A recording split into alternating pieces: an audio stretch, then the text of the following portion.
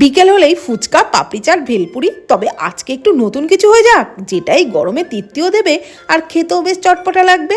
একটা বোলের মধ্যে বেশ কিছুটা পাকা তেঁতুল অল্প জল দিয়ে ভালো করে মেখে তেঁতুলের পাল্পটা বার করে দানাগুলো ছেঁকে ফেলে দিলাম।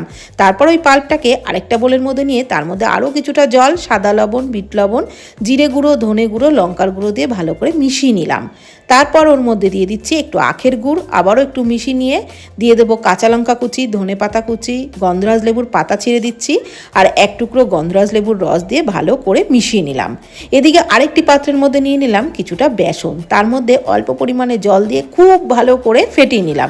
ফেটানোটা ঠিকঠাক হয়েছে কিনা সেটা বোঝার জন্য কাচের বাটিতে অল্প একটু জলের মধ্যে এক ফোঁটা ব্যাটার ফেললেই ব্যাটার ভেসে উঠবে, তাহলেই বুঝতে পারবেন ফেটানোটা একদম পারফেক্ট। তারপর ওই বেসনের মধ্যে পরিমাণ মতো লবণ, একটু হিং, গ্রেট করা আদা, হলুদ গুঁড়ো, লঙ্কার গুঁড়ো দিয়ে আবারও ভালো করে ফেটিয়ে নিয়ে ওর মধ্যে একটু বেকিং সোডা আর দিয়ে দিলাম একটুখানি সাদা তেল, মানে উষ্ণ গরম তেল।